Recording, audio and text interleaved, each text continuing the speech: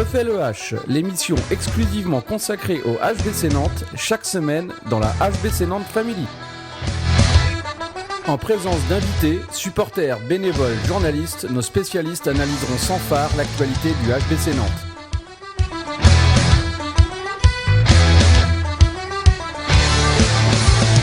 Bonjour à tous, bienvenue dans cette 16e émission, et oui 16 de On refait le H, une émission bénévole faite par des fans pour les fans du HBC Nantes, émission enregistrée ce soir dans les conditions du direct chez Yann. Chaque semaine, nous décortiquons l'actualité du H en compagnie de Mickaël, abonné depuis 2013. Bonsoir Mickaël. Bonsoir les copains, bonsoir à tous. Content de vous retrouver après cette petite semaine d'absence. Nous aussi, on est ravis de te retrouver Mickaël. En compagnie également de Yann, administrateur du groupe Facebook HBC Nantes Family. Bonsoir Paul, bonsoir Mickaël, bonsoir à tous. Et en compagnie de moi-même, Paul, ancien journaliste pour le compte de la Radio Sun. Au sommaire de cette 16e émission, nous reviendrons évidemment sur la victoire au finish du H contre Montpellier. Nous évoquerons ensuite les tops et flops de la saison selon vous. Nous reviendrons également sur les sondages dont on vous a, sur lequel on vous a interrogé dans le groupe HBC Nantes Family. Enfin, dans un quatrième point, nous ferons un bilan général de l'équipe. Et puis, nous terminerons avec vos attentes concernant la deuxième partie de saison. Commençons sans plus attendre, messieurs, sur cette victoire au finish contre Montpellier qui était en fait un cadeau de Noël avant l'heure. On peut le vendre comme ça ou... Ah bah ouais, complètement. Là, je crois que hier soir, on a tous pris beaucoup de plaisir déjà à suivre ce match. Parce qu'il a été, à mon sens, très bon pendant de la première à la dernière. Alors, il y a eu des petits moments de trou, mais ça fait partie du jeu. Mais je crois qu'on a vraiment, pour la première fois, non, il y avait une hymne aussi. Pour la deuxième fois du coup de la saison, on était bon de la première à la dernière minute. Et c'est ce qu'il fallait pour battre cette grande équipe de Montpellier. Et ouais, hier, franchement, j'ai pris vraiment beaucoup de plaisir à nous voir gagner, à nous voir jouer. Moi, ce qui m'a vraiment plu, c'est cette défense, parce qu'on a gagné avec la défense, ça fait quelques semaines qu'on insiste sur l'importance du duo Tourna Roquefelio, avec un Roquefelio qui est revenu à un super niveau et que ce duo nous faisait le plus grand bien en défense. Et ben maintenant ils sont plus deux, ils sont trois, et ce troisième larron, ça fait un petit moment qu'on l'attendait. Il a pris son temps pour revenir à son meilleur niveau, ce qui était une très bonne chose. Ce qui était une très bonne chose, parce qu'on sait que la pubalgie, on peut très très vite retomber dedans si on se précipite. Il a pris son temps, et hier c'était le feu d'artifice. Il nous a fait un match extraordinaire. Je parle évidemment du garçon qui a été élu meilleur joueur par les présentateurs de Bein, de Dragan Pechmelbeck, qui a été monstrueux. Et avec ce trio, on a simplement fait complètement déjouer Montpellier. Il y a un moment vers la 40-45e minute, là, quand on est à plus 4, plus 5, on voit les têtes basses de Montpellier. Et pour ceux qui ont un peu suivi la saison, on les a pas souvent vus comme ça, les Montpelliérains. C'est rare de les voir dans cet état-là. Ils avaient vraiment l'air perdus. Et c'est à ce moment-là que je me suis dit, putain, on va gagner. Alors après, évidemment, on a un peu serré les fesses quand même, parce que... Ils ont pris un petit coup sur la tête quand même à ce moment-là. Ouais. Après, on a un peu serré les fesses, on a complètement serré les fesses jusqu'à la fin, la dernière seconde. C'est logique, c'est Montpellier en face. Mais là, à ce moment-là, je me suis dit, putain, on va le gagner, parce qu'ils sont vraiment tête basse, quoi. Et c'est vrai qu'en fin de match, on est à deux doigts d'être à plus 2. Au final, suivant les circonstances du match, on reste à plus 1. C'est ce qui maintient ce suspense et cette victoire aussi. Mais c'est vrai que ce scénario, on reste dans les scénarios fous, quoi. Ouais. C'est-à-dire que là, il nous en avait fait 3 d'affilée. Bon, il pouvait pas nous laisser comme ça avant la trêve sans nous refaire un scénario fou. Et puis, quand les scénarios fous ils tournent de notre côté, c'est génial. Donc, c'est Montpellier. On a un petit plaisir particulier à gagner contre Montpellier en plus. Wow, pas de plaisir particulier, c'est juste que c'est le club mythique et c'est le concurrent direct, puisque Paris est hors catégorie cette année, et hors budget, ça va de pair. C'est sûrement, c'est sans aucun doute le match le plus abouti depuis le début de saison, que ce soit défensivement et offensivement. Défensivement, je te rejoins, mais offensivement, aller en mettre 30 à Montpellier. 29 à Montpellier, on espérait le 30, c'est pour ça qu'on en parlait. Aller en mettre 29 à Montpellier, c'est pas anodin non plus. Après, les gardiens sont passés au travers complet. Ils sont passés au travers, mais on peut dire. Alors, offensivement, je sais pas si c'est le meilleur match qu'on a fait, même si on a été très solide, mais la performance globale est excellente. C'était extrêmement cohérent du début à la fin. C'est ça. À part on s'écrivait, parce qu'on n'était pas ensemble, mais pendant qu'on regardait les matchs, chacun de notre côté, on s'écrivait, et à part le moment où je déplorais les 6 pertes de balles sur les 12 premières minutes, donc ça faisait quand même une perte de balles toutes les 2 minutes, on perd de 9 pertes de balles, c'est ça? 9 pertes de balles en première mi-temps, ouais. Et je disais que s'il n'y avait pas ces pertes de balles là, on serait devant, on serait largement devant, et c'est ça qui nous plombe en fait la première mi-temps, parce qu'au niveau du jeu, qui nous plombe, on est à 15-15 à la mi-temps, hein. Oui. Mais c'est ça qui fait qu'on est à égalité, parce que sans les pertes de balles, on est dedans, et autant... Tu t'évoquais, Yann, je te coupe, mais t'évoquais les pertes de balles. Nantes termine à 14 pertes de balles contre 11 pour Montpellier, et à 3 fois 2 minutes et 0 pour Montpellier. Donc bien que ce scénario aussi, avec tous ces faits de match, on arrive quand même à être devant d'un point à la fin. Ça. Après, sur les 2 minutes, c'est pas vraiment des faits de match, c'est qu'on a mis beaucoup d'agressivité dans le bon sens du terme en défense, et quand on met autant d'agressivité, je vois notamment à un moment, Dragan, il y a une manchette qui part un peu, bon, les 2 minutes sont largement méritées, mais tu le payes à un moment, mais c'est pas grave. Je pense, au vu de l'intensité défensive qu'on a mis, prendre 3 fois 2 minutes, c'est pas si gros, c'est pas si énorme. La disqualification de Buric aussi sur un fait de jeu. Ouais, voilà, les lamentables. Ouais. Alors, si la disqualification de Buric, je vais en parler sur 2 choses. C'est si tu appliques réellement le règlement à la lettre, c'est pas scandaleux. C'est après si le coup de coude, il y est pas vraiment quand tu vois le ralenti quand même. Non, mais il y est. Sauf le problème, c'est qu'en fait, il est dos au but. S'il est face à l'adversaire et qu'il reste droit face à l'adversaire, il y a pas le rouge. Là, en fait, c'est qu'il est complètement tourné. Donc, il est dos à son adversaire. L'autre joue aussi le jeu en se mettant dans le coude, normal. Bon, et puis l'arbitre n'a pas les ralentis, doit prendre une décision sur ce qu'il voit. L'arbitre n'a pas les ralentis. Si tu appliques le règlement à la lettre, il y a rouge. Mais moi, ce que je retiens surtout là-dessus, c'est que dans d'autres circonstances, on prend un rouge comme ça. Et ben on a un peu les miquettes parce qu'on dit mais comment on va faire ça... Et pas que l'équipe, les supporters aussi, on serait dit on perd Buric, comment on va faire, Tourna va être obligé, machin. Oui et non, en parce fait, que Buric fait pas un gros match au moment où il est expulsé. Oui, okay, et donc tu dis il va pas forcément énormément nous manquer. C'est exactement. Non, mais c'est pas lui qui va nous manquer. Ça veut dire que Tourna doit jouer les 15 dernières minutes. Ouais, mais là avec t'es devant Montpellier, il reste 15 minutes. Laisse-moi finir mon argumentation. C'est ce que je disais, c'est que là. Je vais pas dire qu'on maîtrisait le match parce que ça se gagnait à un but, mais en tout cas on est cohérent du début à la fin, et quand Buric se fait expulser, il n'y a aucune crainte que ce soit les joueurs ou les supporters. Personne ne se dit c'est scandaleux, il n'y a pas de réaction épidermique comme on peut en avoir des fois quand c'est un peu tendu. Là, on sent qu'à un moment donné, l'équipe elle est bien installée. Alors ça voulait pas dire qu'on allait gagner, parce que mais on est cohérent, et à la mi-temps, on en parlait tous les deux. On se dit cette mi-temps nous fait plaisir. Durant le match, on commence à y croire parce que ça nous fait plaisir. Et c'est ça en fait que je retiens. C'est il y a quelque chose en fait sur ce match-là qui est extrêmement solide, que ce soit défensivement, offensivement ou dans les têtes. Je te rejoins complètement. On avait ce sentiment de force dans cette équipe. Quand on se voyait jouer, plus le match avançait, et vous le savez, je l'avais dit par mon pronostic la semaine dernière, j'étais vraiment pas confiant sur ce match-là, mais plus le match avançait et plus je prenais confiance, et je me disais putain, on va le gagner ce match, parce que on dégageait, comme exactement ce que tu as dit, on dégageait une puissance, on dégageait une force, une sérénité aussi, et ça s'est traduit par cette victoire. Il fallait pas que le match dure 5 minutes de plus, mais on a vraiment fait un super boulot, quoi. Cette victoire, cette domination dans le jeu, elle se traduit aussi sur les statistiques des joueurs. Les 2 meilleurs buteurs de Montpellier, c'est Villemino et Laine, qui sont respectivement à 4 et 3 buts. Et leur meilleur gardien, c'est Sego, qui termine avec 4 arrêts à 19%, rien à voir en comparaison avec les stats de Nantes.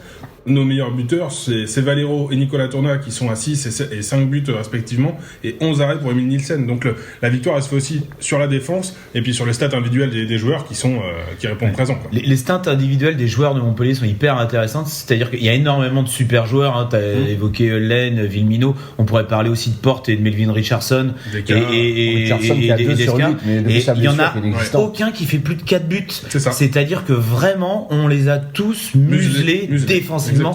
Et ça, c'est ce qu'on disait, c'est vraiment, on l'a gagné par la défense ce match, et ces stats, voilà, ça montre exactement ça, quoi. Mathieu Gréby, qui est un des meilleurs, qui met que 3 buts, ce qui est rare pour Gréby. Qui a été surtout utilisé vraiment en défense, et qui a plutôt été bon d'ailleurs, mais oui, c'est assez rare, que il n'y ait pas un joueur de Montpellier qui soit à plus de 4 buts. Je ne sais pas si ça avait arrivé beaucoup de fois cette saison. Ouais. Puis Yann, tu le disais, 2 sur 8 pour Melvin Richardson. Ouais, c'est Melvin, c'est une question de confiance. Il revient de blessure. Depuis sa blessure, il est complètement en dehors du jeu. Bon, ça sont les problèmes de Montpellier, pas les nôtres, mais c'est vrai que ça va être compliqué pour lui. Moi, ce que je retiens, c'est, je vais sortir 2 joueurs du lot, c'est forcément Dragan Pechmalbek et Emil Nielsen avec ses 42% d'arrêt. Ouais. Mais en fait, ils sont juste révélateurs, ou c'est juste, on va dire, l'exemple de ce qu'ont été tous les joueurs de l'équipe. Parce que même s'il y a eu des pertes de balles, même s'il y a eu des erreurs, même si ils ont tous été hyper performant, que ce soit Rokovnicek quand il est rentré, Cavalcanti a eu des trous à un moment donné, mais quand il s'est fait confiance, si on en parlait lors de la dernière émission, et qu'il y est allé en 1 contre 1 et qu'il a passé le bras, soit il provoquait des fautes, soit il les mettait dedans. Augustin Hussein, il peut nous faire pas perdre le match, mais le match nul quand il loupe son dernier tir, mais avant il est bon. Oui. C'est ça, avant il est bon. Ouais. Valero qui marque 6 buts, c'est ça que tu disais ? 6 buts, oui. Il a aussi un peu de déchets à un moment, mais c'est pas grave. Ça fait partie du jeu, les déchets, parce que le déchet est aussi provoqué par l'adversaire. En face, il y a quand même des grands joueurs. Mais ils ont tous été cohérents, ils ont tous été collectifs, ils ont tous été à leur niveau, quoi. Et quand je relèverai un joueur de plus avec qui j'ai pas été très très sympa depuis le début, c'est Lazarov. Qui a fait un super match hier, sans doute le meilleur depuis le début de l'année. Et c'est exactement comme ça que j'ai envie de voir Lazarov, c'est-à-dire sur des tirs, décisif. Mais de temps en temps, quoi. C'est-à-dire pas qu'il prenne 10 tirs par match, mais par contre, quand il prend le tir, c'est décisif, comme tu l'as dit, Polo. Il en a fait un peu trop vite en première période. Et encore, il en rate peu. Il en rate un seul. Il en rate un seul. C'est celui-là. Ouais. Sinon, il a plutôt été assez posé. Il a pris des tirs vraiment bien choisis. Et hier, il a été très précieux. N'oublions pas que c'est un joueur qui a 40 ans, qui a un palmarès énorme, qui a connu des situations, et qui sera là aussi pour guider sans doute l'équipe dans des moments plus chauds du championnat ou de la compétition, des compétitions diverses et variées. Mais hier, on peut sortir quasiment tout le monde. Je veux dire, c'est-à-dire qu'il y a pas un joueur que tu peux mettre au piqué. Hein. Justement, c'est surtout ça. Après, il y en a 2 je leur cite, Nielsen et Pechmalbek, forcément, qui sortent du lot parce que tu vois que ça. Mais alors justement, ces joueurs qui sortent du lot et ceux qui ont encore un peu la tête sous l'eau, c'est l'occasion de les évoquer maintenant, messieurs, avec vos tops et vos flops de la saison. Alors, comment vous souhaitez commencer ? Vous commencez peut-être par vos flops. On va commencer par les flops. Oui, on va commencer par ce qui... Alors Mika, je vais t'écouter pour tes flops. Pour mes flops ? Du coup, je vais commencer par le plus bas. En numéro 3, j'ai mis Augustin Hansen. Parce que il a bien démarré, il avait plutôt fait plaisir, notamment en défense, parce qu'on le voyait pas en attaque. Et en fait, depuis qu'il a des possibilités en attaque, c'est-à-dire depuis que David Balaguer est blessé, j'ai l'impression qu'il a complètement perdu pied. Alors hier, ça fait même 1 ou 2 matchs contre Créteil, Dunkerque, pardon. Il est en Coupe de la Ligue, ça avait été pas mal aussi. Il est en train de revenir petit à petit. C'est un jeune joueur, moi je crois beaucoup en lui, notamment ses capacités défensives, mais je le mets en flop parce qu'il a quand même eu un sacré trou d'air. C'est en train de revenir, mais pour moi c'est pas suffisant.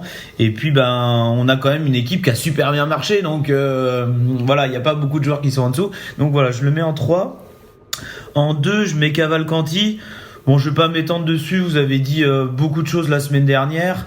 Je suis relativement d'accord avec tout ce que vous avez dit, à part que moi j'ai vraiment un sérieux doute sur le fait que ça devienne un très grand joueur à un moment. Voilà, je dis c'est pas très gentil. T'as encore des interrogations sur le potentiel du joueur. Moi, c'est un garçon, il a un certain potentiel, mais je crains qu'il n'arrive pas à l'exprimer avec nous. C'est déjà arrivé avec des joueurs, notamment sur un Komogorov par exemple. Non mais lui il a exploité son potentiel nulle part, donc ça n'a rien à voir. Je suis pas du tout d'accord avec toi. En Roumanie ça marche très bien pour lui. Si tu prends les championnats de seconde zone, on va prendre Salinas par exemple qui s'éclate en Espagne. Oui, championnat de seconde zone également.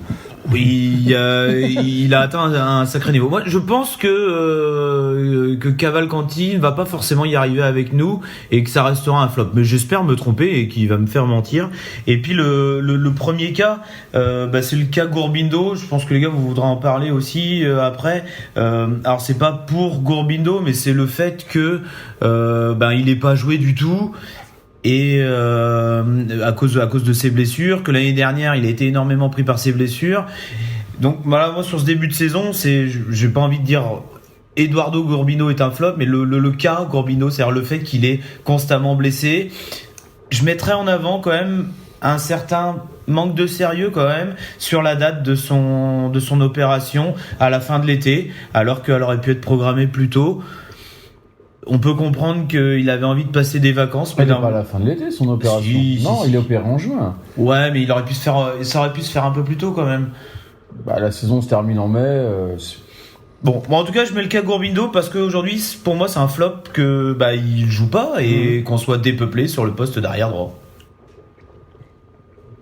Voilà. Yann, concernant tes flops, tu partages certains, Mickaël, t'en as d'autres peut-être différents aussi ou... Alors oui, moi le premier, le flop, c'est Antonio Garcia. Alors on va argumenter qu'il joue pas beaucoup, donc c'est compliqué pour lui, mais bon, après s'il joue pas beaucoup, il y a peut-être des raisons aussi. C'est pas une question de niveau pur, parce que ce gars était champion du monde, on voit que techniquement il a quand même quelque chose. C'est plus pour moi l'âge du joueur est compilé au fait que sur les 5 dernières années, il était dans des clubs qui étaient plutôt moyens. Et donc, arriver en Star League, c'est pas forcément Nantes, c'est arriver en Star League, c'est rencontrer des équipes extrêmement physiques et de très haut niveau. Donc, c'est compliqué pour lui de se mettre en marche, en fait. Et il a pas été mauvais sur certains matchs, mais c'est pas ça non plus, quoi. On l'a pris pour boucher les trous, on le sait très bien. C'était pour compenser les blessures potentielles de Newcastle. C'est compliqué en règle générale en ce moment pour les marcheurs. Oui, oui, je vais pas rentrer là-dedans si ça pouvait l'être. Gênant de Polo. Ouais. Ça pouvait l'être un peu plus, mais voilà. Mais oui, Antonio Garcia, voilà. Pour moi, c'est le premier flop. Pas grand-chose à dire sur ce joueur, si ce n'est que. Ouais, il est là pour boucher les trous, il le fait pas tant que ça. Le deuxième flop, je vais revenir, je vais être en accord avec Mika, c'est Cavalcanti. Pas forcément pour les mêmes raisons, parce qu'on en parlait la semaine dernière. Moi, je considère qu'il peut devenir un très bon joueur très rapidement. Là, c'est pour les mêmes raisons, c'est que la Star League, c'est quand même compliqué. Il joue en championnat du Portugal, qui est pas un championnat de très haut niveau, même s'il y a 2-3 grosses équipes maintenant avec Porto, Benfica et le Sporting. Mais c'est juste 3 équipes. Le reste, c'est quand même d'un faible niveau. C'est plus fais-toi confiance à ce qu'on disait. Vas-y, n'aie pas peur, ose, parce qu'il a le physique, il a le bras, il est un peu pâteau, mais s'il bosse l'explosivité et le rythme. Je me fais pas trop de soucis pour lui, mais j'en attendais tellement finalement, je vais pas le cacher, que je suis un peu déçu parce que j'avais beaucoup d'attentes sur ce joueur-là. Et le troisième flop, en fait, c'est pas un joueur pour moi, ça va être le staff sportif, mais aussi les dirigeants. Et Dieu sait qu'ils font du bon boulot 99% du temps. Mais dans le cas de la gestion Gourbindo, ce que tu viens de parler, Mika. Gourbi, alors oui, il est blessé, mais bon, l'année dernière, il a quasiment pas joué avec sa pubalgie. Il se fait opérer en juin avec une absence programmée de 4 mois. Finalement, c'est 6 mois. Finalement, il se fait repérer. Bon, même déjà, si c'était 4 mois au départ, ça veut dire qu'au mieux, il revenait pour le début de saison de septembre. On sait très bien qu'il n'aurait pas été opérationnel dès début septembre. En plus, si tu vois le gars, la préparation qu'il fait, qui est quand même à des années-lumière d'une préparation idéale pour débuter un championnat, tu sens que de toute façon, en septembre, il sera pas opérationnel. Tu le vois, parce que tu le côtoies jour le jour. Donc, on a pris le risque de partir avec un seul arrière droit, Kirill Lazarov. Alors, heureusement, Kirill est ultra professionnel, donc il s'est pas blessé, et ça a tenu la baraque jusqu'à cette fin de première partie de saison. Mais heureusement, quoi, parce que ça a été très mal géré, et finalement il se fait réopérer, et qu'est-ce qu'on va faire? On va aller chercher un joker médical là au mois de janvier pour récupérer un bonhomme. On n'aurait pas pu le faire dès le début de saison. Alors coup de bol, je me répète, Kirill s'est pas blessé, mais pour moi ça a été très mal géré. Et le cas Romain Lagarde, je vais revenir là-dessus, c'est en résonance avec ce que j'ai dit sur Antonio Garcia. On en a déjà parlé plein de fois, mais si on avait géré le cas Romain Lagarde en amont, et pas pour grappiller quelques milliers d'euros sur un transfert avec Rhein-Neckar, on avait dit au départ qu'il y avait une date limite, mais on avait dit, le président Pelletier avait dit qu'il y avait une date limite de transfert. Finalement, la date limite a été dépassée pour pouvoir vendre le joueur à un prix convenable. Alors il y a certainement des tenants et des aboutissants vis-à-vis du montant, je vais pas rentrer dans les détails, mais peut-être une indemnité du départ, le transfert du départ de Thierry Anti, l'avenue de Emile Nielsen, et des choses comme ça. Et le fait que Romain voulait partir aussi. Il voulait partir, mais il était sous contrat, donc voilà. Et puis il voulait partir, c'était pas pareil que le cas Nicolas Clerc. Hein. Non, donc, c'est clair, on n'en était pas là, mais un joueur qui a envie de partir. Surtout quand t'as un gros chèque qui peut tomber derrière. Je suis d'accord, mais ça a été très mal géré. Olivier, on n'a pas eu de chance. Olivier Gnocca s'est blessé en plus assez rapidement, donc on s'est retrouvé avec Cavalcanti qui n'a pas été dedans pendant un bon moment. Et c'est tout. Donc on faisait jouer Mine arrière gauche et on voit très bien que quand il est demi-centre, c'est autre chose. Hein. Voilà. Ou Vnicek arrière gauche également. Donc le troisième flop pour moi c'est ça, c'est un manque d'anticipation sur les deux postes d'arrière gauche et d'arrière droit. C'est mon petit flop vis-à-vis des dirigeants et du staff. C'est les seuls, parce qu'on est quand même deuxième. Ouais. Je vais pas rajouter à ce que vous avez dit, messieurs, je partage une grande partie de ce que vous avez dit. Effectivement, moi, pour le coup, mes flops, c'est Cavalcanti. Je pense que le joueur du potentiel, pour l'instant, il n'a pas trouvé la solution pour l'exprimer au sein de l'équipe. Je lui souhaite, même s'il continuera pas la saison prochaine avec nous, mais au moins de pouvoir... au moins sur la deuxième partie du championnat, de pouvoir montrer autre chose. Mais j'espère qu'il sera avec nous la saison prochaine. Mais oui, il sera avec nous la saison prochaine. Mais j'espère au moins sur la deuxième partie du championnat, il va pouvoir nous montrer un autre visage où il va pouvoir s'exprimer, montrer son jeu, parce que je suis convaincu qu'il peut montrer autre chose. Je pense que pour l'instant, il n'a pas encore trouvé sa place, et voilà. Sur Antonio Garcia, je partage aussi ce qui a été dit. Je trouve pas au rendez-vous. Je trouve qu'il cherche. Voilà, c'est pas d'un joueur de ce poste-là. On attend quelque chose de plus explosif, de plus régulier. Et puis, mon troisième flop, c'est Gorbino, parce que j'adore ce joueur. Et c'est le flop de l'infirmerie aussi, c'est que ça fait trop longtemps qu'il est à l'infirmerie, c'est pas de sa faute, hein. Mais c'est vrai que ça fait mal au cœur de le voir à l'infirmerie plutôt que sur le terrain, parce que il nous aurait bien aidé quand même à certains matchs durant cette première partie de saison. Et puis on espère le revoir sur le terrain le plus rapidement possible et plus c'est sûr que quand on voit, on fera le bilan des performances du H tout à l'heure, mais quand on voit au niveau où on en est, imaginez qu'un Gorbino en forme. C'est ça. Il a une telle science du jeu, une telle lecture du jeu, que ce soit offensivement, défensivement. Une telle régularité aussi. Ouais, c'était très intéressant l'interview de Dragan hier après le match contre Montpellier, quand il parle de sa performance et qui dit qu'il s'est beaucoup inspiré d'Eduardo Gorbindo sur la lecture du jeu et donc les interceptions, qui étaient un des points forts de Gourbi. Hier, Dragan, ça a été le roi pour ça. Hein. Et c'est vrai qu'il nous a manqué énormément, sans vouloir faire offense à Kirill, qui a fait le job, qui des fois était en dedans, mais bon, demander à un gars qui va avoir 40 ans de jouer 60 minutes par match, il a largement fait le job par rapport à ce qui était normalement envisagé au début de saison. C'est sûr. On parlait de Lazarov et d'un top. C'est l'occasion, messieurs, d'évoquer vos tops. Pour toi, Mika, quels sont tes 3 tops de la saison, de cette première partie de saison? Alors en 3, j'ai mis Roque Félio. C'est un 3e place, un peu coup de cœur. Vous savez que j'adore ce joueur. Je l'ai mis en 3 parce que je suis convaincu qu'il a un impact hyper important sur nos 4 dernières victoires. Chambéry, Aix et Montpellier et le quart de finale de Coupe de la Ligue Dunkerque. Il a un apport psychologique, mais aussi dans le jeu. En tant que défenseur, j'en ai déjà beaucoup parlé. Donc voilà, c'est un peu une 3e place coup de cœur. Je sais qu'il a pas joué toute la partie de saison, mais j'ai eu tellement peur d'avoir perdu Roque Félio à un moment et qu'il se remette jamais de ses problèmes physiques à son âge que je suis tellement content de le voir à ce bon niveau, au niveau auquel il est aujourd'hui. Ça se voit et ça s'entend. Je l'ai mis 3e. En 2, j'ai mis Aymeric Mine, parce que c'est un génie et que c'est un vrai bonheur d'avoir un garçon d'un tel talent dans notre équipe.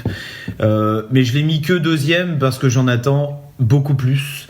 Il est capable de faire des choses incroyables et aujourd'hui il y a eu encore quelques loupés, notamment hier où il est pas au top, même si je pense que physiquement il est un peu en galère. On l'a vu strapper au niveau de la cuisse, on l'a vu strapper au niveau de la main, donc la pause et le fait qu'il soit pas en équipe de France va lui faire du bien pour se retaper, mais voilà, c'est un joueur que franchement je suis admiratif devant les qualités de ce garçon. Je le mets que numéro 2 parce que il peut faire encore beaucoup plus, mais c'est déjà très beau ce qu'il a fait, surtout à son âge, hein, il a que 22 ans, faut pas oublier. Et en numéro 1, j'ai mis Nicolas Tourna. C'est pour moi le patron de l'équipe, en défense et en attaque. Il est hyper régulier, très présent en défense, très présent en attaque. Il a pris le lead sur cette équipe pendant que Roque Félio n'était pas là, et ça c'est un truc que j'attendais vraiment fortement de sa part, et vraiment aujourd'hui quand vous regardez le HBC Nantes, il en est devenu quasiment le patron, hormis maintenant Roque qui a repris son statut de capitaine, mais c'est un vrai patron offensif, défensif. Voilà, c'est pour moi aujourd'hui le joueur essentiel de notre équipe. C'est pour ça que je l'ai mis numéro 1. Pour toi, Yann, tes tops de la saison? Moi, je vais pas être très de la demi-saison, mais je vais pas être très original. Je vais un peu copier Mickaël. Par contre, en numéro 3, moi, je mettrais Emil Nielsen. Déjà pour ses performances et surtout pour la solidité mentale d'assumer ses performances, parce que mettre autant d'argent sur le transfert d'un joueur qui n'a que 22 ans, je parlais d'Imric Min qui est déjà un jeune joueur, mais Emile aussi, et d'assurer derrière avec de telles performances. Alors oui, il a eu des petits coups de moins bien et tout, mais sur la globalité de la première partie de saison, il est largement au niveau auquel on l'attendait. Et il a répondu complètement à nos attentes. Donc Emil Nielsen, ça surprendra personne, numéro 3. Numéro 2, je te rejoins, Emric Min.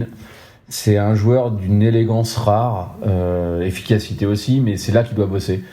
C'est pas forcément au tir, mais sur les passes. Il cherche beaucoup Nico Tourna, et c'est là aussi où on a des pertes de balles. Des fois, il y va un peu trop vite.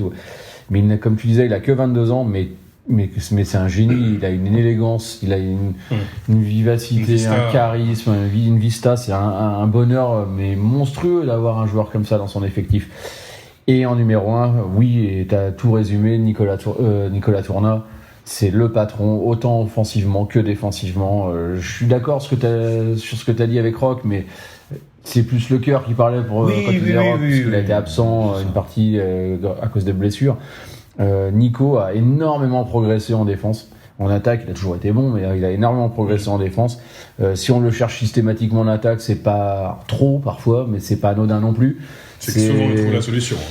Ouais, quasiment tout le temps. Hier, il y a des situations qui sont hallucinantes. Ouais, c'est le joueur. Alors oui, il va nous manquer énormément. Ça, c'est un autre débat. Mais c'est un autre débat. On aura l'occasion d'en reparler. C'est le top, c'est le joueur. Alors, le seul reproche que je lui ferais, parce qu'il faut bien toujours titiller un peu, et parce qu'on les aime et parce qu'on aime qu'il progresse, c'est qu'il est devenu de plus en plus gueulard, et il le sait d'ailleurs. C'est vrai. Et il passe beaucoup de temps en fait à gueuler sur les arbitres et à chouiner. Il faudrait pas que ça lui joue des tours, quoi, sur un match. Ouais, et puis surtout ça sert à rien. Tu mets de l'influx quand tu gueules sur l'arbitre. Garde-le, t'es déjà tellement bon. Garde ton influx pour être encore meilleur, parce que actuellement avec Fabregas, vous êtes les 2 meilleurs pivots français et sans discussion possible. Oui, je suis d'accord. Je partage beaucoup de vos observations, notamment sur Nicolas Tourna. Je crois que j'ai eu l'occasion de dire aussi que souvent c'était un joueur que j'aimais beaucoup. Effectivement, sa régularité, elle est pas à mettre en jeu. Enfin, il fait une saison. J'ai pas souvenir d'un match qu'il ait raté. C'est ça. Même contre Toulouse, où la plupart de l'équipe a été mauvaise, il arrive quand même à être là. Il a peut-être été le moins en dessous, quoi. Alors du coup, je le mets pas dans mon top, mais c'est un vrai top, Nicolas Tourna. Et pour le coup, mon premier top, c'est Emil Nielsen, que je trouve juste incroyable de faire les performances qu'il fait à son âge, d'avoir cette pression-là, de l'assumer, d'avoir été là aussi tout en sachant que Cyril était blessé à un moment donné, aller mettre du temps à revenir, ne sachant pas s'il allait revenir plus ou moins bien.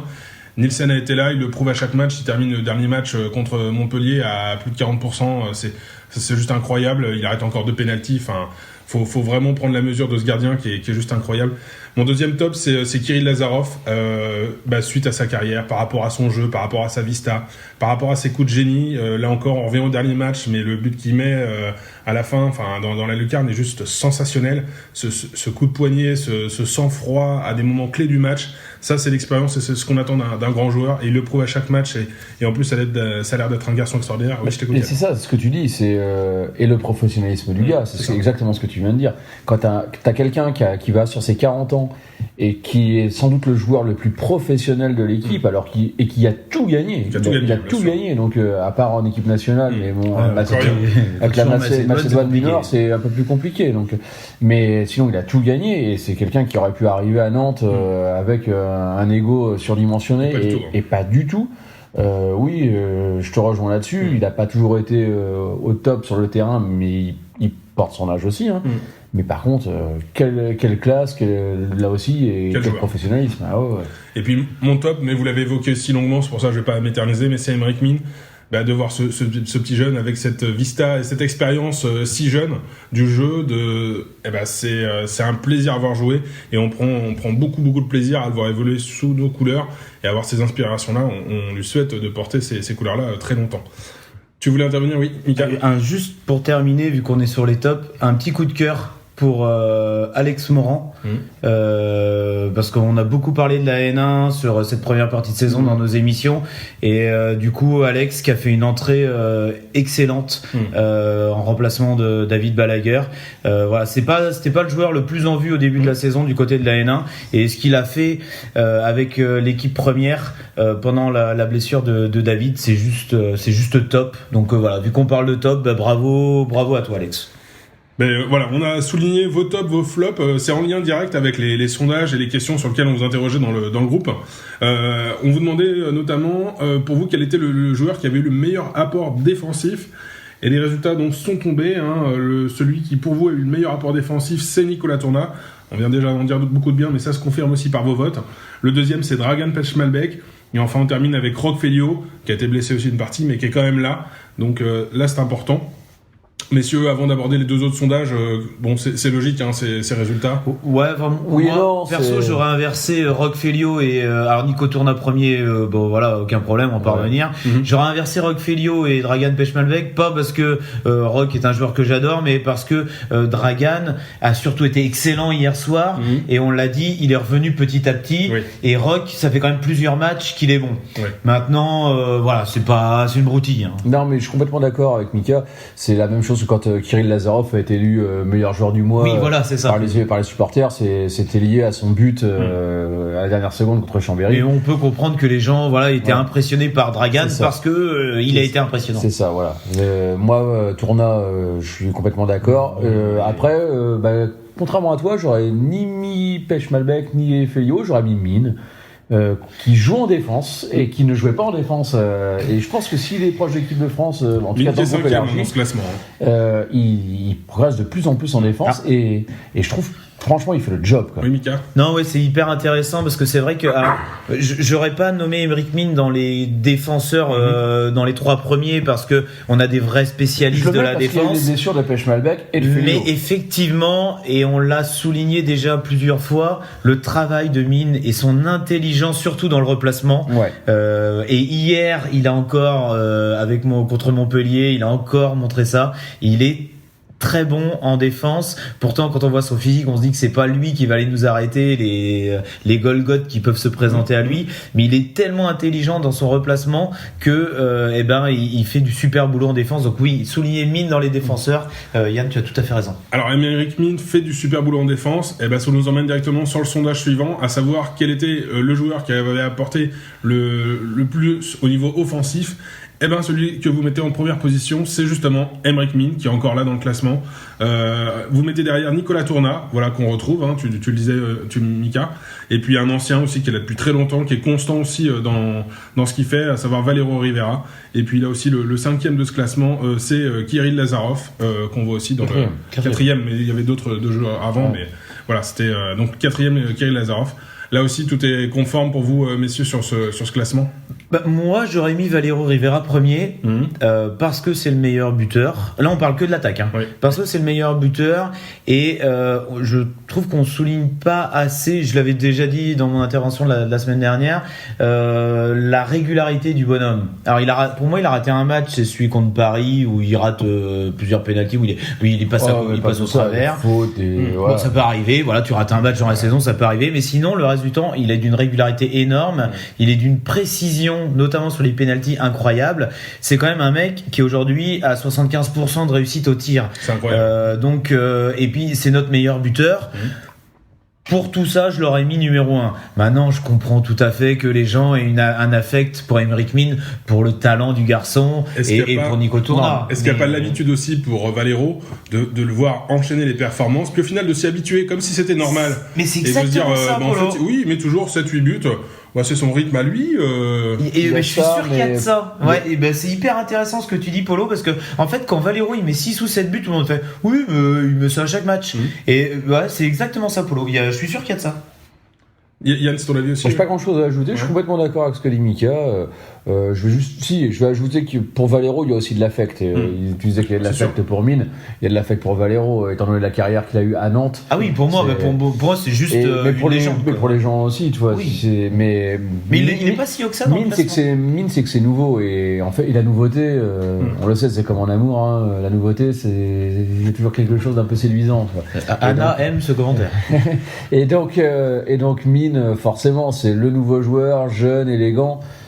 Il y a quelque chose, mais je suis complètement d'accord. Valero, c'est l'arme offensive numéro 1. Mais c'est ça, je te rejoins. Effectivement, Mine, c'est nouveau, et Valero, c'est pas que c'est vieux, mais on est habitué aux performances, aux exploits, donc on s'y fait. Tiens, c'est normal. Ben, c'est ça, c'est l'habitude fait. Ce que tu disais tout à l'heure, c'était très juste. L'habitude fait on trouve ça normal, alors qu'en fait c'est exceptionnel à chaque fois. Alors, comparaison n'est pas raison, puisque on vient sur le 3e sondage, à savoir quel a été pour vous le gardien le plus démonstratif, en tout cas le meilleur, si on peut dire ça, sur cette première partie de saison.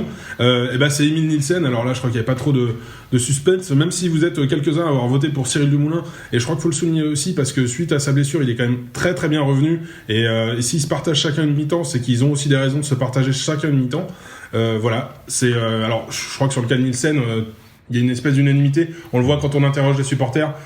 Il a loupé très peu de matchs. Là aussi, il fait preuve à son jeune âge d'une espèce de constance à la Valero Rivera. Voilà, enchaîner les performances remarquables en fait.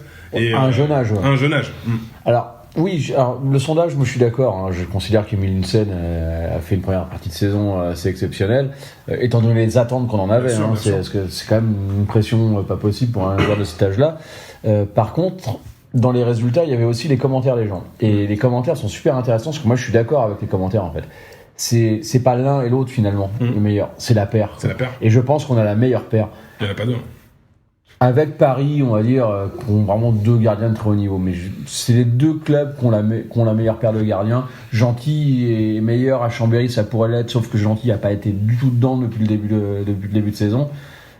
Les deux sont super complémentaires et l'ont prouvé quand Émile n'a pas été vraiment dedans. Cyril est revenu et Cyril a pris le relais et d'une façon remarquable, comme tu viens de le dire. Et là, Cyril est un peu moins bien, Émile est dedans.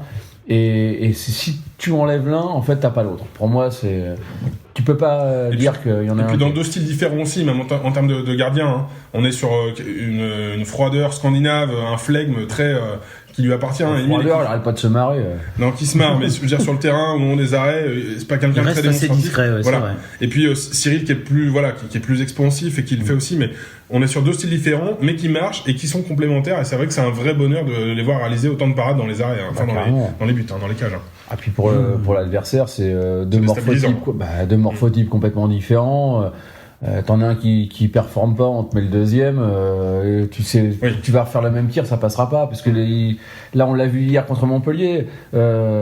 Comment Cyril débute le match, il est loin d'être ridicule, parce que tous les tirs à l'aile, plutôt bien. Hein, tous les tirs à l'aile, il les sort. Hein. Par contre, dès que ça arrivait plein centre, il se faisait transpercer.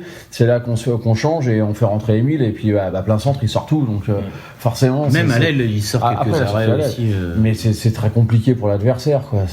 Plus les pénaltys qui sort. Alors justement, ces attentes, ces sondages comme ça sur les meilleurs joueurs, ça nous emmène vers le 4e thème de cette émission, à savoir le bilan général de l'équipe. Messieurs, sur cette équipe-là, comment vous la sentez sur cette première partie de saison? Voilà, votre avis, c'est lequel? C'est absolument exceptionnel ce qu'ils ont pu faire, étant donné le niveau de jeu qu'ils ont pu proposer pendant plusieurs semaines. On est 2e du championnat, seul à 20 points, à 6 points de Paris. On est qualifié pour les phases de poule de HF, on est qualifié dans toutes les compétitions. On est qualifié pour le Final Four de la Coupe de la Ligue, on va rencontrer Chambéry en Coupe de France. Tous les feux sont ouverts, et pourtant Dieu sait qu'on s'est pas mal ennuyé sur certains matchs quand c'est devenu compliqué après la défaite de Toulouse. Je considère juste ça comme exceptionnel d'avoir un tel niveau de résultats quand on n'est pas si bon que ça dans le jeu. Le jour où ça va vraiment prendre comme ça a pris hier, parce que hier je considère qu'on était vraiment bon, à part Paris, on va pas être beaucoup ennuyé en fait. Hein. Mika, ton avis également sur cette équipe? Ben ouais, le bilan de la première partie de saison, en fait, moi je le divise en deux parties. T'as le bilan résultat qui, comme tu l'as dit, il est juste exceptionnel parce que en fait toutes les cases sont cochées, quoi. C'est-à-dire qu'il y a la 2e place et il y a les qualifications dans toutes les coupes dans lesquelles on est engagé. Et puis il y a le bilan dans le jeu qui a pas forcément toujours été formidable, on l'a dit, qui a été très bien parfois, on l'a dit aussi, mais c'est en fait on peut lire le truc de deux façons, c'est-à-dire que soit il y a eu des matchs où on a eu du bol et on est peut-être notre classement est peut-être un petit peu surcoté, soit au contraire, il y a certains matchs où on n'a pas été bon, on pourrait être encore meilleur et peut-être qu'on pourrait même être encore plus haut. Peut-être qu'il y a la défaite contre Nîmes, elle a pas lieu d'exister, le non-match contre Toulouse, il a pas lieu d'exister et on pourrait être encore plus concurrentiel de Paris. Alors voilà, là je vais dans l'extrême, il faut pas se voir plus beau que tout. Je crois que on aurait tous signé pour 20 points à la mi-saison et une 2e place seule. C'est surtout ça, c'est la 2e place. Parce que 20 points, c'est bien, mais la 2e place seule, c'est-à-dire que Montpellier sont derrière nous, Nîmes est derrière nous, Aix, qu'on avait mis très haut en début d'année, est derrière nous. Toulouse, c'est un peu la surprise, on les avait pas vus si haut, mais ils sont là et ils sont aussi derrière nous. Donc, ouais, notre classement au championnat, il est top. Et ouais, je crois qu'on peut être que content. À mon sens, je crois que tous les supporters du H auront le smile pendant les vacances de Noël autour du repas de Noël parce que notre première partie de saison, elle est juste super, quoi. Ouais, c'est ce que vient de dire Mika entre le niveau de jeu et les résultats. On peut dissocier les deux. Il a complètement raison. Je vous rejoins sur tout ça, messieurs. Il y a juste un élément sur lequel je voudrais insister, c'est qu'on est 2e avant un point tout seul avec les blessés qu'on a eus. Et là aussi, c'est une équipe aussi qui s'est forgée dans la douleur. Et il faut pas oublier qu'on a quand même des joueurs titulaires et qui comptent dans l'effectif, qui n'ont pas été là. Et malgré tout ça, on est quand même 2e. C'est ce que tu dis, c'est très juste. C'est entre les blessures et les nouveaux joueurs. Parce qu'on a une équipe un effectif qui est renouvelé à plus de la moitié. Avec donc ces nouveaux joueurs, plus des blessures de joueurs cadres, on arrive quand même à être 2e à la mi-saison, c'est une vraie performance. En jouant pas toujours bien, et justement, comme tu disais, c'est à double lecture. Les haters vont dire qu'en fait on n'est pas à notre place et qu'on a eu un peu de chance, et les gens qui sont fans vont dire on peut que être encore mieux. Moi je pense qu'on a su gérer des moments difficiles aussi dans certains matchs. Sur les blessures, on n'est pas les seuls. Montpellier, ils ont des blessés, Nîmes ont eu des blessés. Si on regarde nos adversaires directs, même Paris, on peut pas les considérer comme un adversaire direct, mais regarde, eux aussi ils ont perdu Rémilly pendant hyper longtemps, ils ont perdu Sagosen aussi sur la première partie de saison. Ouais. C'est-à-dire que ils ont des problèmes de riches, Paris. Non mais c'est-à-dire que tout le monde a des blessés. C'est ce que je veux dire. On a peut-être perdu. C'est ce que disait très justement Patrice Canaillé. Exactement, c'est ce que j'allais dire. Canaillé dit 2 blessés et demi par mois. Voilà, 2 blessés et demi en constance quand on a un groupe de 18 joueurs. Donc voilà, alors on a été un petit peu au-dessus de cette moyenne là quand on a eu un manque de bol où on enchaînait Dragan, Rock, tout le monde là. C'est plus ça que je voulais souligner parce que effectivement à un moment donné, on a quand même été plus touché que la moyenne des équipes et de les voir à ce niveau-là en fin de saison, on peut se dire quand même il y a une certaine satisfaction à arriver à décrocher cette 2e place avec le parcours. On a aussi eu un calendrier favorable dans ce sens-là, c'est-à-dire qu'en début de saison, on avait plutôt des adversaires de bas de tableau. Et on a pris les gros à la fin quand on a commencé à récupérer nos joueurs. Quand on avait réglé la mire, quoi. Exactement. Et aussi, et déjà, les automatismes se sont faits. Et en plus, je veux dire, heureusement qu'on avait récupéré Roch Félio, Dragan Bechmalbek pour jouer Montpellier, Chambéry, Aix ces dernières semaines. Et on les avait pas en début d'année quand on a joué plutôt Créteil, Dunkerque, Tremblay. Et puis on lâche pas les petits jeunes dans l'eau du grand bain au moment des matchs compliqués. Non, mais c'est bien aussi qu'ils aient ce début de saison pour intégrer l'équipe, prendre des automatismes, prendre confiance aussi. Après, ils sont aussi arrivés parce qu'il y avait les blessés. Il y avait les blessés, mais on voit bien que maintenant que tout le monde est là, ils sont plus là. Voilà, à part Alex Morand parce que David est encore pas là. Mais sinon. Bon, messieurs.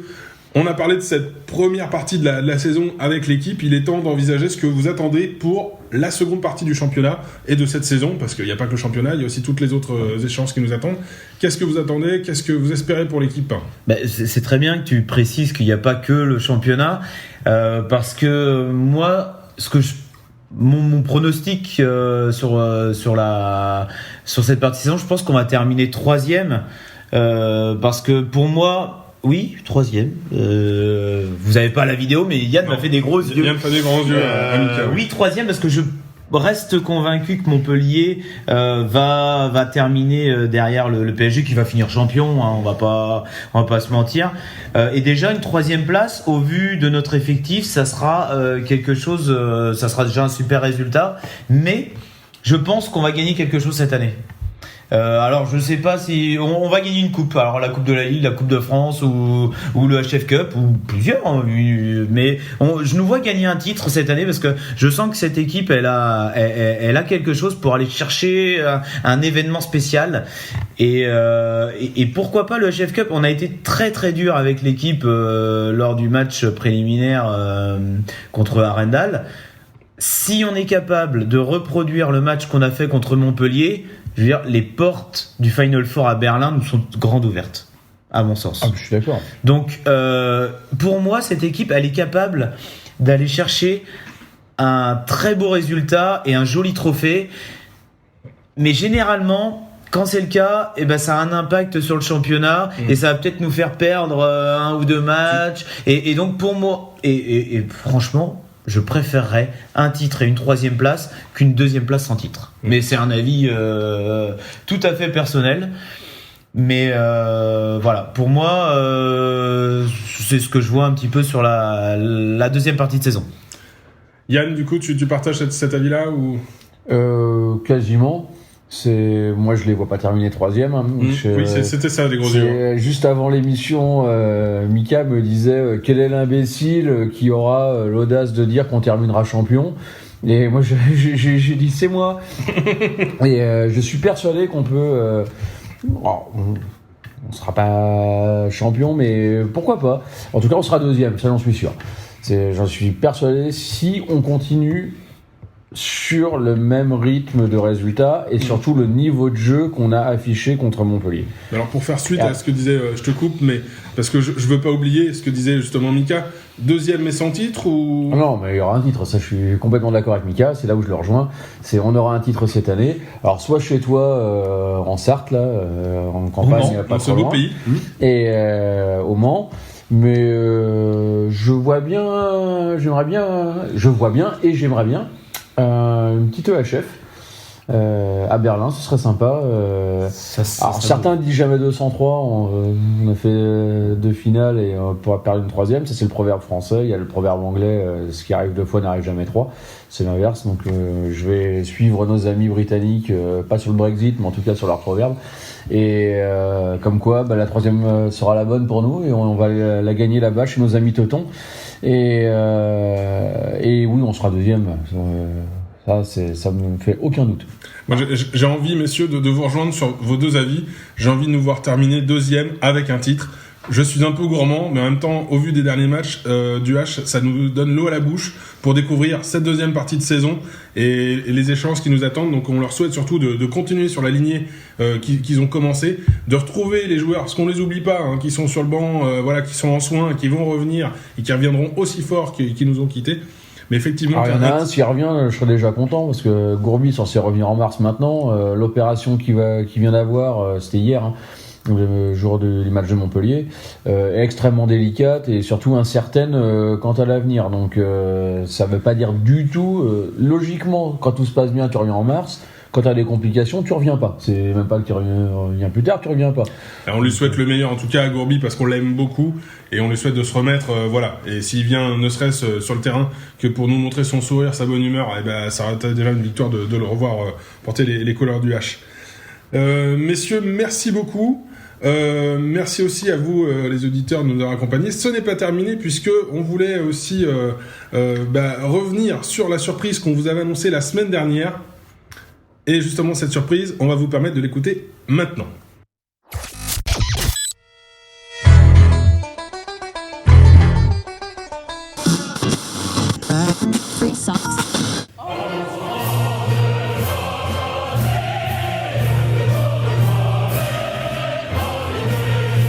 On refait l'Euro. Pendant tout le mois de janvier, retrouvez toute l'équipe dont refait le H qui décryptera pour vous le championnat d'Europe de handball.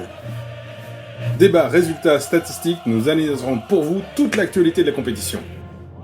Nous ferons également un focus complet sur la performance de chaque joueur nantais engagé dans le tournoi.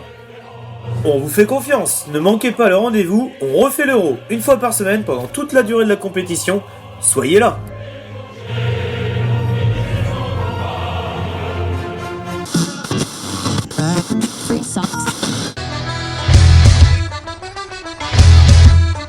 Et voilà la surprise, et on espère que vous n'êtes pas déçus, vous l'avez compris, toute l'équipe de On refait le H se drape de nouvelles couleurs le temps de l'Euro. Rendez-vous en bleu, blanc, rouge durant la compétition pour vous faire vivre les meilleurs moments de la compétition. Donc nous ne vous quittons pas, nous serons là toujours pour débriefer avec vous les meilleurs moments de cette compétition. Oui, ça va être un vrai plaisir pour nous de suivre ce grand moment pour tout fan de handball. Je pense que ça faisait sens pour nous de continuer l'émission, parce qu'il va y avoir, j'en ai aucun doute, une victoire de la France. Alors une victoire de la France, ça j'ai un doute, mais non, une belle compétition avec des beaux matchs, parce que tous les meilleurs joueurs européens seront là et les meilleurs joueurs mondiaux sont européens, donc un championnat d'Europe, c'est quasiment un championnat du monde, donc ça va être même plus relevé, certains disent, que le championnat. Oui, parce qu'il y a beaucoup plus. Il y a plus de densité d'équipe. Il y a plus de densité d'équipe, donc ça va être une super compétition. Donc on va être super content de suivre ça avec vous, et puis on espère que vous serez content de la suivre avec nous. Voilà.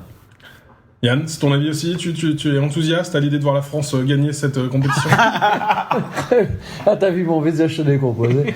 Oui, non, mais j'y crois pas pour une seconde. J'aimerais bien, je cache pas, mais j'y crois pas comme Mika. J'ai pas dit que j'y croyais pas, j'ai dit que j'étais pas sûr. Oui, moi j'y crois pas. Il y a quelques équipes qui pour moi sont au-dessus, notamment le Danemark. Et puis de toute façon, c'est la Croatie qui gagnera, donc j'ai pas de doute là-dessus non plus. Mais oui, on va bien s'amuser, on vous lâche pas, on fait une petite émission, on refait l'Euro. On va bien s'amuser tous les trois et on va bien s'amuser avec vous. En tout cas, voilà, merci beaucoup messieurs, merci à vous de nous écouter toujours plus nombreux et de nous faire part de vos remarques au sein du groupe ou sur les différents réseaux sociaux. Voilà, on vous laisse pas sans rien, on vous accompagnera tout au long de l'émission pour une nouvelle émission, on refait l'Euro. Merci tout le monde, passez des bonnes fêtes, et donc on se retrouve début janvier pour parler de l'Euro. Portez-vous bien, profitez-en, abusez beaucoup avec toute votre famille, et puis à tout bientôt. Passez très bonne fête, au revoir. Ouais, bonne fête de fin d'année à tous, buvez beaucoup.